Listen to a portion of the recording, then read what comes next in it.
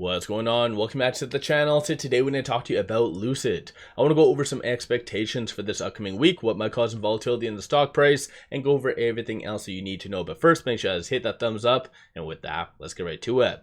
So today's been a crazy day. Lucid just turned from red to green, so it is up 0.2%, 10.05 the high, 9.46 the low. So hats off to those individuals that did buy the fear first thing. But as far as the main reason why we are starting to move higher, it is largely because of the data. So we did have S&P Global manufacturing as well as ISM manufacturing. So ISM is a little bit more of a smaller control group, but both came in better than the forecast. ISM completely blew the forecast out of the water. So that came in at 52.4 for forecast was 51.3. Leading into today, there was a hell of a lot of fear because of Iran. And I think the big thing about that was that people are going to see and kind of watch how they were going to retaliate, or similarly their allies. And luckily enough, all they did was kind of put a hold on 20% of their oil exports. So of course, as a byproduct, a lot of oil stocks kind of ran with that, and everything else just sold off. Because again, there was still a lot of greatness, but at this stage in the game with this data, market seems to be very optimistic. And even right now, with oil prices kind of still continuing to go higher, in theory, that's kind of a good thing for EVs. So might incentivize a little bit of individuals to kind of jump over. Nothing significant, I'm sure. But as far as today, no news from Lucid, no SEC filing. So the next big thing for them is going to be their investor day, and that is on March the 12th. So we're basically 10 days away, so it should be a pretty big catalyst. So in case you do not know, that is where they will be going over their roadmap. So long-term growth roadmap. So that is going to be a very big deal for Lucid, and that's actually something that other American EVs they haven't done in a very long time. So at the time of doing this video, Rivian is down 1.44, Tesla is down 0.4, so that's going to be turning green most likely in the next little bit. But as far as right now, things seem to be looking pretty a-okay. Looking at shorts, they are increasing 98,000 shares. 33.48% of the free float is being shorted. Works out to be 44.8 million shares overall being shorted. Cost to borrow average is inching up a little bit, so 82.4%. That is an annual rate, not a daily rate, but DTC is 6.14 days. So that really does signal that shorts are overextended.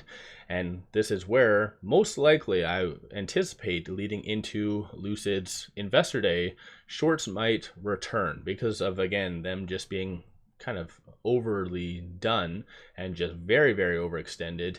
It would be wise for them to kind of return. And plus, on a side note, if Lucid actually did have a good catalyst in their back pocket, I feel like that would be also something to kind of push the stock price higher and possibly even squeeze out a little bit of shorts.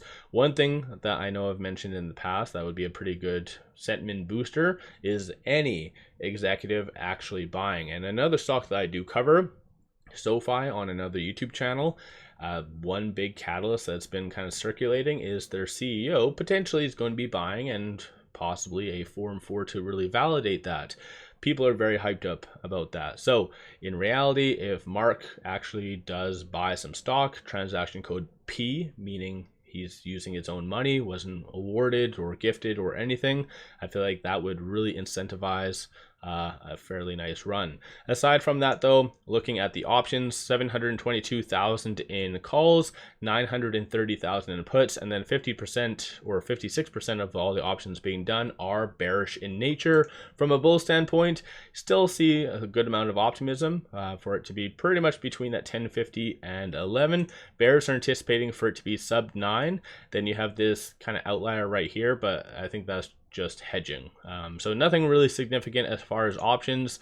Only 2 transactions occurring on the secondary market today. Regrettably, both are sells, one for 890, other one being 230. So they did attribute to the volatile morning that Lucid did have, that little dip right there. One big thing that is really pushing Lucid higher and many other stocks is algorithmic trading. So I'll kind of go over that in a second.